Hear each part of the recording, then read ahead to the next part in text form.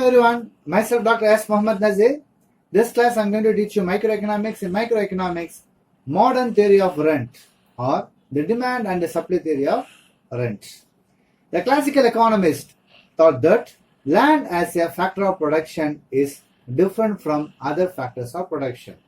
So the classical economist thought that the land as a factor of production is different from other factors of production. But modern economists thought that all factors of production are alike and there is no basic difference between them. Hence, a special theory of rent as developed by Ricardo is not necessary. Hence, economists like Mrs. John Robinson and Boulding has contributed their ideas for determining rent, which is called the modern theory of rent. The modern theory of rent defines rent in two ways. They are, number one, rent as a payment for use of land.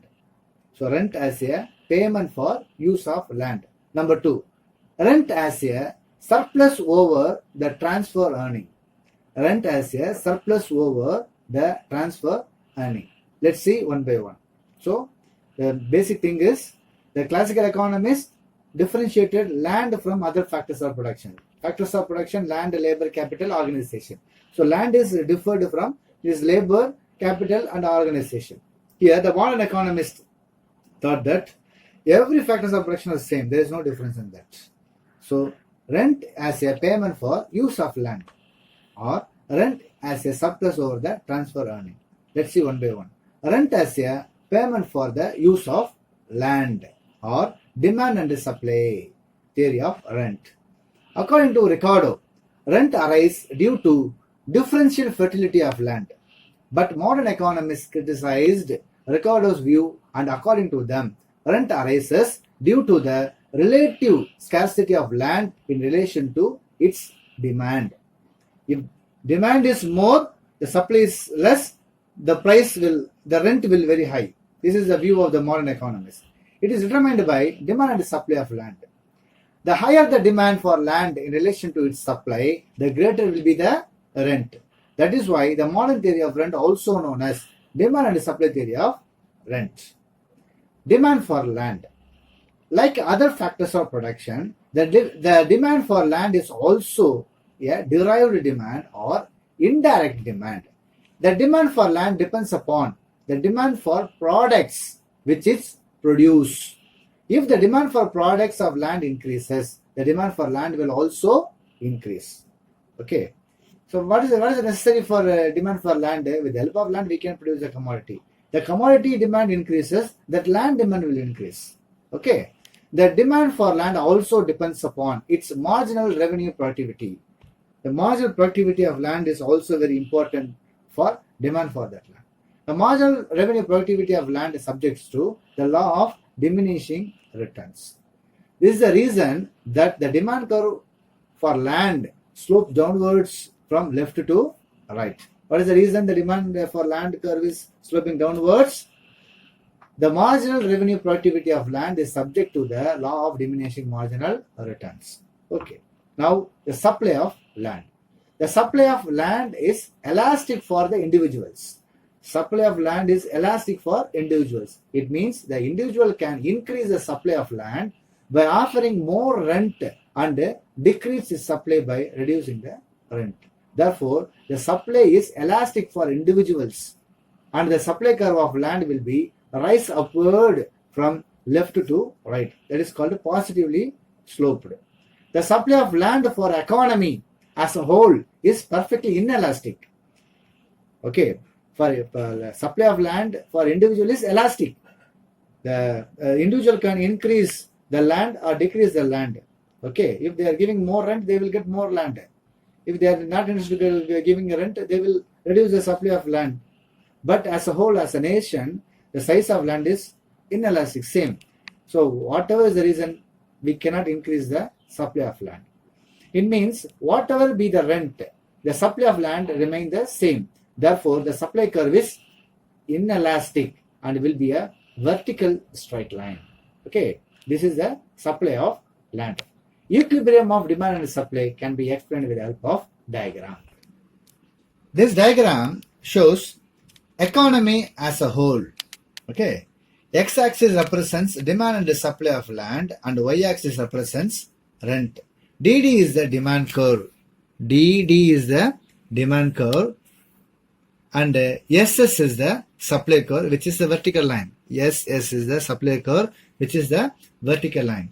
These two curves intersect each other at point E, the equilibrium point. At this point, rent is OR. So this is the equilibrium point. So the rent is OR. So DD curve intersect the SS curve at point E. This is the equilibrium point. Rent is OR. Suppose due to increase in population, the demand for land has increased from DD to D1 D1. Okay, demand is increasing D1 D1. The supply being constant. The new equilibrium point will be E1 and the rent will be increased from OR to OR1. OR to OR1. Now the rent is increasing. Okay. Suppose the demand for land has decreased from DD to D2 D2. DD to D2 D2. Okay. The supply being constant, the new equilibrium point will be E2 and the rent will be decreased from OR to OR2. Okay. Suppose the demand for land has further decreased low to D3 D3. Then there will be no rent. Because the supply of land is abundant. Now, rent in a particular use, the firm or industry use. We have discussed above the rent of land with the demand and the supply of land for the economy as a whole. The total demand and the total supply. By keeping the supply of land is fixed. That is the reason the supply curve is vertical straight line. Now we shall discuss the demand for and the supply of land for a particular use, that is industry use or firm use. Like the economy as a whole, the demand curve of land of a particular use will also slope downwards from left to right, that is negatively sloped. But the supply curve of land cannot be assumed as a vertical line. This is because individual firm can increase the supply of land by offering more rent and decrease the supply of land by reducing the rent. If the firm is offering more rent, it will get more land. If it is offering less rent, it will not get the land. So the supply will increase or decrease based on rent. Therefore, the supply curve is elastic and will rise upward from left to right. That is called positively sloped. This can be explained with the help of diagram. In this diagram, x-axis represents the demand and the supply of land and y-axis represents rent. DD is the demand curve. Okay. DD is the demand curve. SS is the supply curve, which is rising upwards.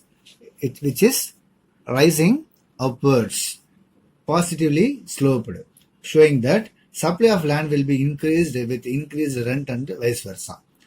These two curves intersect each other at point E, the equilibrium point. At this point, rent is OR. And the land used is OX. Suppose the demand for land increases from DD to D1 D1. Suppose the demand for land is increases, which intersect the supply curve at point E1. This is a new equilibrium point. At this point, the rent will be OR1 and the land used will be OX1. Okay. Now, suppose the demand for land decreases from DD to D2 D2. Okay. The rent will be reduced from OR to OR2 and the land used will be OX2. So, this diagram explains rent in a particular use. I already told that the modern theory of rent defines rent in two ways. Rent as a payment for the use of land. Rent is the payment for the use of land. Number two, rent as a surplus over the transfer earning. So, I explained rent as a payment for the use of land. So, equilibrium of demand and supply, there are two things are there. Economy as a whole, Okay, another thing is rent in a particular use. The two things I explained earlier. Now I am going to explain rent as a surplus over the transfer earnings. I repeat, rent as a surplus over the transfer earnings. Rent can also be defined as a surplus over the transfer earning of factor of production.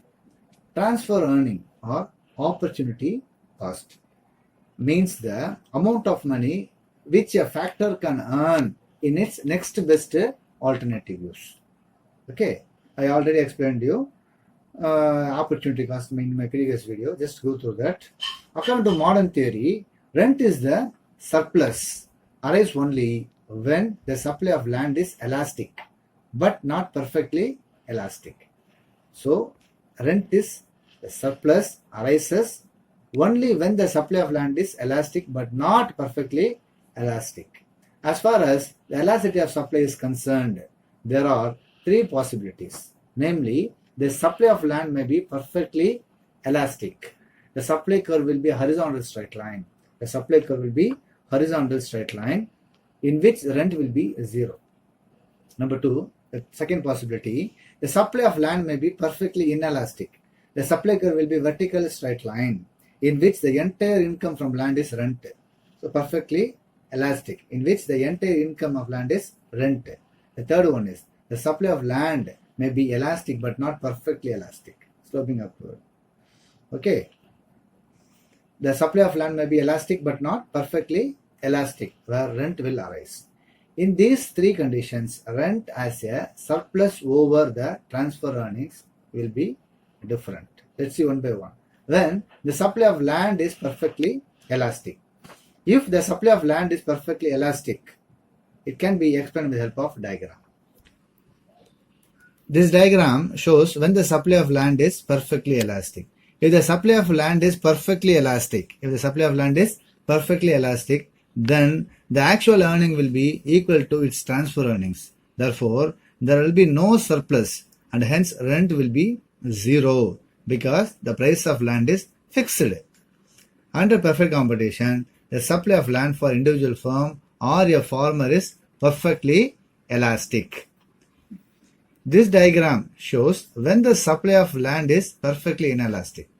If the supply of land is perfectly inelastic, then its transfer earning will be zero because the land cannot transfer to any other use. The supply of land is absolutely fixed. It has only one use. In this case, the entire income from land is surplus and hence rent. So entire income is surplus. That amount is rent. Okay. These are the two possibilities. Now this is the third possibility. If when the supply of land is elastic but not perfectly elastic. Supply of land is elastic but not perfectly elastic. If the supply of land is elastic but not perfectly elastic, then a part of income from land is rent. In this sense, surplus over transfer earnings. Okay, look at the diagram. In the diagram, SS is the supply curve. SS is the supply curve and DD is the demand curve. Both are intersected point E. This is the equilibrium point. Hence, OQ is the land used and the rent per unit is OR.